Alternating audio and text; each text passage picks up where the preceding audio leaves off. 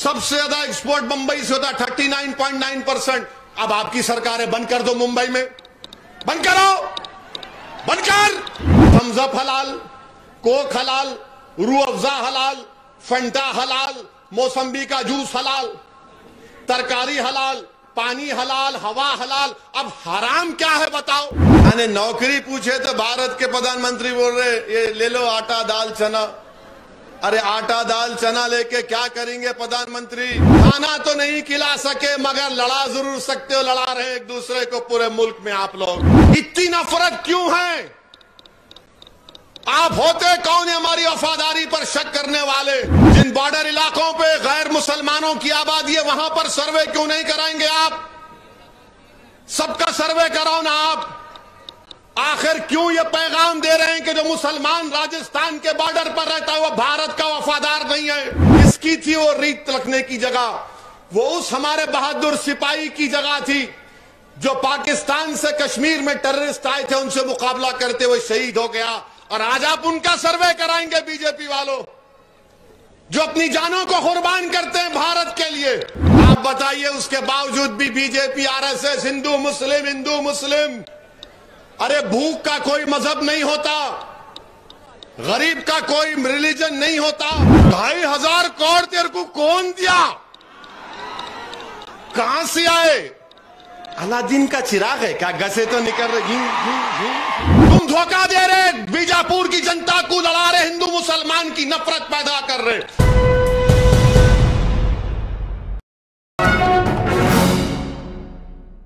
तो एक हमारे एक दोस्त इसके ऊपर एक शेर लिखे कि भारत के प्रधानमंत्री को जब नौकरियां पूछते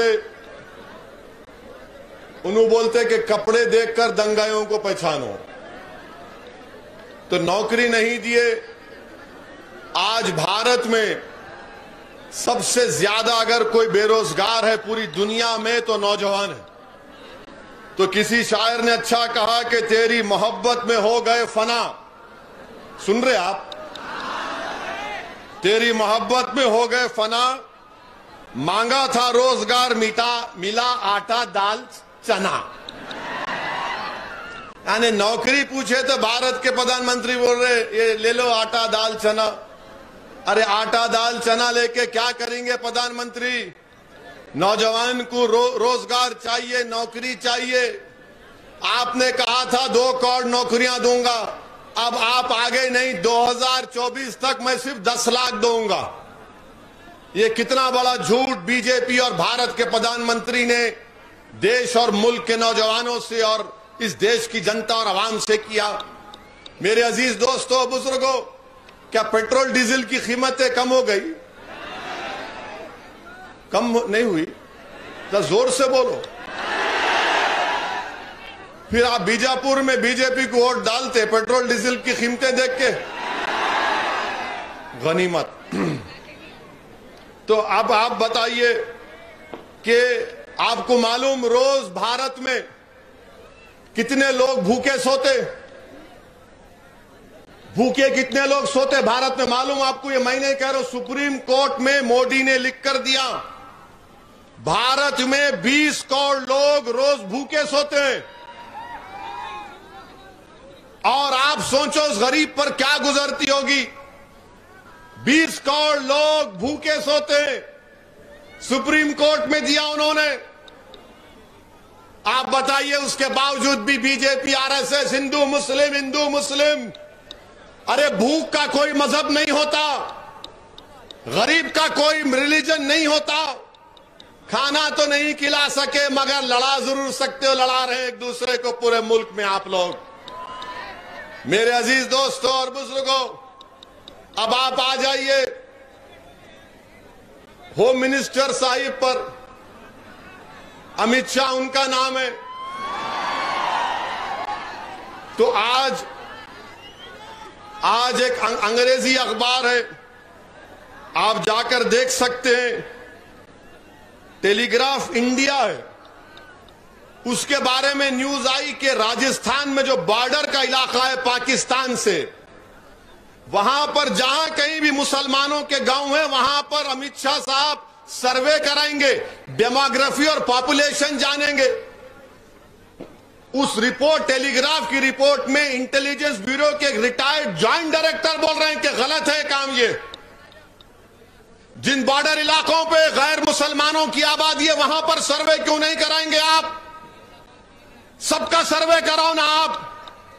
आखिर क्यों ये पैगाम दे रहे हैं कि जो मुसलमान राजस्थान के बॉर्डर पर रहता है वो भारत का वफादार नहीं है?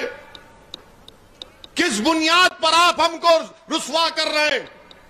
किस बुनियाद पर आप हमारी वफादारियों पर शक कर रहे हैं? अमित शाह और बीजेपी वाले बताओ कि राजस्थान में जो गांव है बॉर्डर से लगे हुए, मैं गया हूं उन गांवों में, उन गांव में मैं गया हूं, और एक गांव में गया था मैं, तो वहां पर उन मुसलमानों ने मुझे रात में 10 बजे बुलाया और इसरार किया कि आओ असदुद्दीन ओवैसी।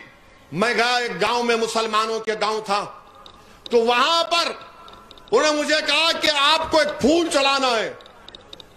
मैंने कहा कहां पर फूल चढ़ाना है? बोले आप चलो गांव में आओ। रात के 9 बज रहे थे, करीब 200-300 लोग थे। मुझे ले जाकर वहां पर उन्होंने वो फूल रखा। मैं किसकी थी वो रीत रखने की जगह? वो उस हमारे बहादुर सिपाही की जगह थी जो पाकिस्तान से कश्मीर में टेररिस्ट आए थे, उनसे मुकाबला करते हुए शहीद हो गया। और आज आप उनका सर्वे कराएंगे बीजेपी वालों, जो अपनी जानों को कुर्बान करते हैं भारत के लिए। आप बताइए, फिर बीजेपी बोलती सबका साथ, सबका विकास, सबका विश्वास। ये सब बातें लंबी लंबी छोड़ते हैं बैठ के खाली। अब आप बताइए क्या हो रहा है ये? माने आप उन जगहों का सर्वे, सबका कराओ ना सर्वे, जितने बॉर्डर के इलाके, चाहे राजस्थान हो, गुजरात हो, जम्मू का हो हिस्सा हो, कश्मीर का हिस्सा हो, अरुणाचल प्रदेश का हो, सब जगह कराओ आप। बिहार का इलाका हो, सबका कराइए, मगर नहीं खाली राजस्थान के उन जगहों पे जहां पर मुसलमान रहते हैं। इतनी नफरत क्यों है? आप होते कौन है हमारी वफादारी पर शक करने वाले? सुनो बीजेपी वालों, आरएसएस वालों, मुल्क के जब 2 टुकड़े हुए, वो मुसलमान राजस्थान का पाकिस्तान को नहीं गया, तिरंगा लहराता है 15 अगस्त को और 26 जनवरी को। मेरी बात बताइए, आप तकलीफ होती है अंदर से कि आप मुझ पर शक करते हैं, मेरी वफादारी पर सवाल उठाते हैं आप। ये भाजपा और बीजेपी आरएसएस गलत काम कर रही है। सर्वे कराना पूरा कराओ, मगर खाली हमारा कराएंगे। हमसे ही मोहब्बत, दूसरों से मोहब्बत है ही नहीं आपको। मेरे अजीज दोस्तों और बुजुर्गों, तो इन हालात में आपको एक अच्छा फैसला करना है। अब मैं यहां पर हमारे भारत के प्रधानमंत्री से ये पूछना चाहता हूं कि आपका यहां का एमएलए ये कह रहा है कि यहां के बीजेपी के एमएलए बोले, प्रेस का स्टेटमेंट है, मैं 2500 करोड़ दिया तो कर्नाटका का मुख्यमंत्री बन जाता हूं। बोले ना, बोले बोले, डर के नहीं बोलना, बोले नहीं बोले। अब पूछना पड़ेगा, तेरे के ने 2500 करोड़ कहां से आए रे? 2500 करोड़ तेरे को कौन दिया? कहां से आए? अलादीन का चिराग है क्या? गसे तो निकल रहे, 2500 करोड़ गसरे निकल रहे, गसरे निकल रहे हैं। तेरे के ने मोकिला है, जिन्नात की फौज है। 2500 करोड़ दिए तो प्रधानमंत्री जी आप तो गरीब हैं, आप तो बोले मैं झोला लेके चले जाऊंगा, मगर देश के प्रधानमंत्री 2500 करोड़ समझ में नहीं आया। इन्हें भी क्या लंबी लंबी छोड़ रहा क्या? वाह, 2500 करोड़ दिए तो बन जाता हूं मैं। अच्छा, बीजेपी में शायद मुख्यमंत्री बनने की फीस यही है, नहीं मालूम। उन्होंने बोले, बोल रहा हूं मैं, ये प्राइम मिनिस्टर को बोलना पड़ेगा, मैं इनसे नहीं पूछूंगा, मैं बड़ों से बात करता हूं, लेवल के लोगों से। उनको बोलना पड़ेगा 2,500 करोड़ कैसा है भाई। अब ये बेचारे पुलिस वाले जो काम करते हैं उनको क्या 1 लाख 1.5 लाख 80,000 उनको सोचेंगे अम्मा पोस्टिंग का क्या होता किया। अरे अब 2,500 करोड़ मामूली बात है, मगर कुछ नहीं तो शायद प्राइम मिनिस्टर को मालूम भी होगा। अच्छा, हम प्राइम मिनिस्टर से दूसरा सवाल कर रहे। आपका एमएलए ये बोला कि हलाल गोश्त के वो लेके धर्म परिवर्तन करते। बोले ना, बोले ना, बोले नहीं बोले? हाँ, या मैं झूठ बोल रहा हूं? अब आप ये बोलो, आपको मालूम हम जो भारत से गोश्त एक्सपोर्ट करते 70 कंट्रीज को हम गोश्त एक्सपोर्ट करते, कितने 70 ममालिक को गोश्त हमारा जाता, ममालिक को एक्सपोर्ट करते। उसमें कौन से मुस्लिम ममालिक हैं? मलेशिया, इजिप्ट, मिस्र, इंडोनेशिया, इराक, सऊदी अरेबिया भी है रे, यूएई। अच्छा, आपको मालूम कि हमारा जो इंडियन बफलो जाता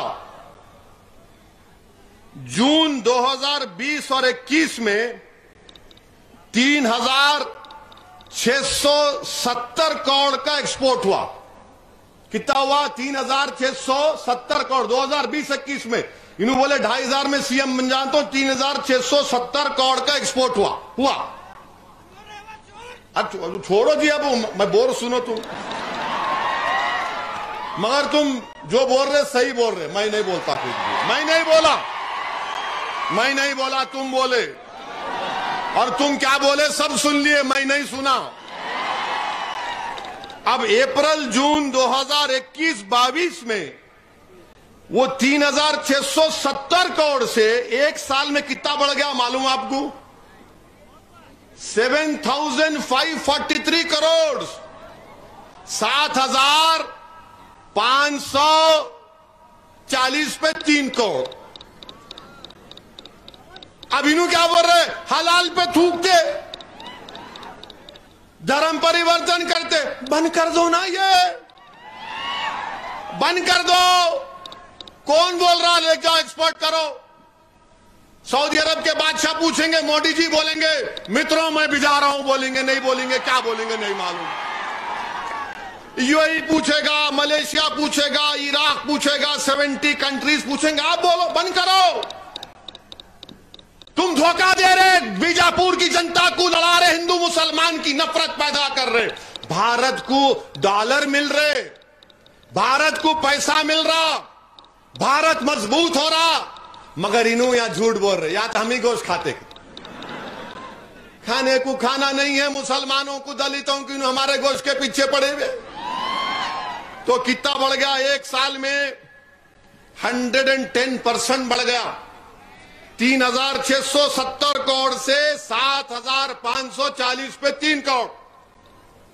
अच्छा, आपको मालूम कौन सी बड़ी बड़ी कंपनियां हैं? ये कंपनी है अलाना कंपनी है। कितना एक्सपोर्ट करती उन्होंने? 2,028 करोड़ का गोश्त एक्सपोर्ट करते। अलाना का मालिक कौन है? असउद्दीन ओवैसी है? नहीं है। एक अलहम्द फूड है, 400 करोड़ का एक्सपोर्ट करे। मीशा एक्सपोर्ट 300 करोड़, और एचएमए एग्रो 290 करोड़। अरे ये पूरे गोश्त खा रहे थे, हमारे पीछे कहीं को पड़े रहे तुम लोग। तुम न खाओ, कोई मजबूर नहीं कर रहा, मगर नहीं ये हलाल। अच्छा, ये कौन है रे भाई? अच्छा, आपको मालूम बंबई में सबसे ज्यादा एक्सपोर्ट बंबई से होता है, 39.9%। अब आपकी सरकार है, बंद कर दो मुंबई में, बंद करो, बंद कर। नहीं करेंगे। बंबई में आपकी सरकार है ना, मुंबई में आप लाके बिठाए ना शिंदे को, उसको बोला बंद कर देगा उन्हें। 39% एक्सपोर्ट बंबई से होता, उसके बाद अलीगढ़, गाजियाबाद, आगरा, वहां भी बंद कर दो। आपके योगी है वहां पर, बोल दो बाबा को, बाबा क्लोज। तो मालूम क्या हुआ? अब आप एक बात समझो। नहीं वैसा नहीं, सुनो मेरी बात। अगर कोई एक भैंस काट के दुकान पे लाके बेचता तो उसने घर को शाम में 11 बजे गए अब तक 100 या 300 रुपए कमाता। हमारे कुरैशी भाई को है यहां पे 300 रुपए कमाते ना, 300-400 कमाते होंगे 12-15 घंटे काम करने के बाद। तो इन्हों क्या बोल रहे, उन्हें 300 रुपए नहीं कमाना, उन्हें हजारों करोड़ कमाना। गरीब भूखा मर जाना और अमीर दौलतमंद रहना क्योंकि इनसे मिला हुआ है। ये कौन सी पॉलिसी है बीजेपी की बताओ? कि बोलते हलाल आए तो थूकते, अरे नहीं थूकते रे। अच्छा ये बोलो, क्या तरकारी हलाल नहीं है? है ना तरकारी हलाल, पानी हलाल है, शराब हलाल है? नहीं है। वो कुत्ते का पेशाब है, पीने वाले भी कुत्ते का पेशाब पी रहे। आप पियो, मैं रोक नहीं सकता हूं। पानी हलाल, थम्स अप हलाल, कोक हलाल, रूह अफ़ज़ा हलाल, फंटा हलाल, मौसम्बी का जूस हलाल, तरकारी हलाल, पानी हलाल, हवा हलाल। अब हराम क्या है बताओ?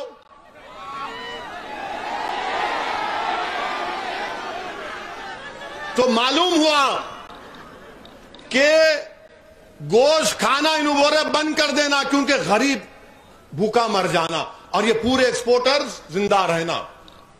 हम मर जाना, उन्हें जिंदा नहीं बल्कि अय्याशी करना अपने पैसों से। अब ये बताओ, कर्नाटका की बात हम कर रहे हैं, मैं मीडिया में देखा, ये मीडिया वाले जिम्मेदार, इन पे केस बुक करना, ये कैमरा वाले। उन्होंने ये बताए कि बोम्मई सरकार 40% पे काम करती। देखे ना मीडिया में, आप देखे नहीं देखे?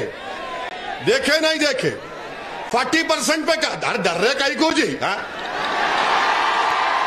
हमको कुछ मिला ही नहीं, 1% भी नहीं मिला हमारे को, उनको ही मिल रहा सब। अंदर बैठ के खम्माम में पूरे नंगे बोलते ना, वैसा हाल है। 40%। तो करप्शन लेना हलाल है या हराम है? बीजेपी वालों बता दो हमको। अब आप, करप्शन हलाल है या हराम है?